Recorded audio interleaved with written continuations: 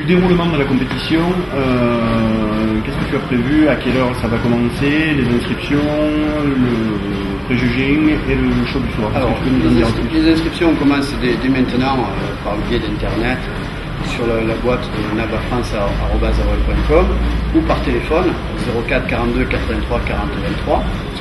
On finalisera les inscriptions sur place le vendredi 1er mai à Bodigym, au centre-ville. Et de façon à ce que le samedi matin, on n'ait plus d'inscriptions à faire et que les catégories soient déjà à peu près formées. Et on attaque la classification à 9h30. 9h30 classification, les athlètes auront le déroulement, on le mettra sur le net aussi avec le timing, de façon à ce qu'à 14h30, 15h, on ait fini le préjuging ou plus tard. Et on reprendra le soir la compétition vers les 18h30. D'accord, tu penses finir la soirée vers quelle heure? L'objectif, c'est de finir à 23h, 23h30 maximum. D'accord, donc une soirée assez courte, mais assez dense en émotion. Au niveau de la journée du body show, donc vers 13h, 14h, le préjuging se termine, et vers 18h, je pense, 18h, 19h, le show commence. Dans ce laps de temps, est-ce que tu as prévu quelque chose pour les athlètes et les spectateurs?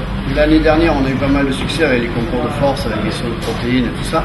Et moi, ce que j'aimerais, c'est qu'on puisse développer justement cette activité de façon à ce que la compétition soit interactive. C'est-à-dire qu'il n'y a pas que les athlètes qui viennent participer. Il y a les familles qui viennent, il y a les enfants, il y a les amis. C'est bien de mettre en place quelque chose où tout le monde puisse être acteur de la journée. Donc des concours de force, des animations, on va essayer de développer tout ça. On est en train de le mettre en place et tout le monde pourra passer une bonne journée. Donc le but avec le body show, c'est bien d'amener quelque chose qui ne se voit pas, du moins qui ne se voit plus en France en termes de spectacle. Ça serait bien d'avoir quelque chose qui ne se voit pas ou quelque chose qui... Je trouve que là, sur les compètes qu'il y a eu jusqu'à maintenant, ça commence à bouger un petit peu, il y a une dynamique.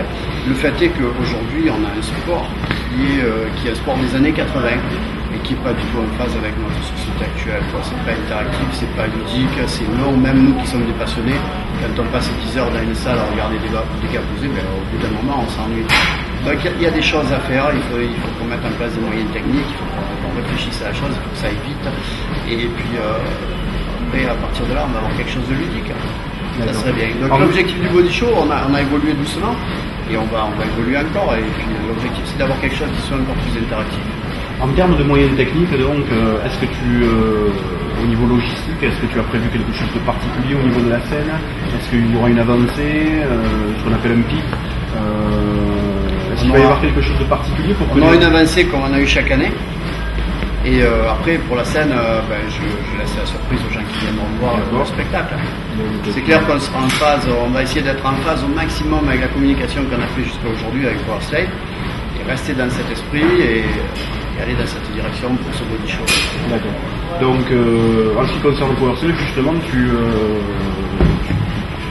tu vas amener quelque chose avec le body show, puisque tu vas prévoir du moins quelque chose pour les athlètes qui va leur permettre d'avoir des souvenirs, puisqu'on va faire de la vidéo, on va faire des photos. Est-ce que tu peux en dire plus au niveau du photo qui va être là? Est-ce que déjà accès à ce studio?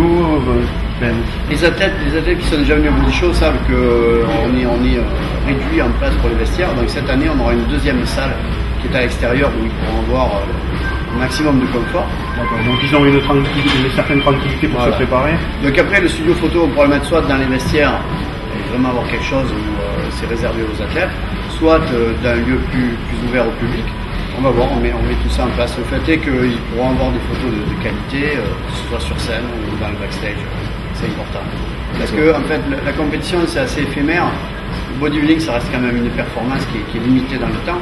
D'avoir des photos pour marquer ça, c'est très bien. D'accord. Est-ce qu'il y a des gens connus au niveau national qui te suivent dans le milieu du body, j'entends? Il y a beaucoup de gens qui nous soutiennent depuis le départ. Il y a Thierry Ossena, il y a Pascal Toff qui est venu, David Dahan, Francis Benpato est venu aussi. Il y a une quantité de gens sans discrimination de fédération. C'est le body show, même si on part en international sur la NABA, aujourd'hui en France, je veux que ce soit une compète qui soit ouverte à tout le monde. Tout le monde peut venir, tout le monde peut aller ailleurs, tout le monde est le bienvenu, il n'y a pas de contrainte. Les gens de l'IFBB sont très bienvenus, moi je m'entends très bien avec eux.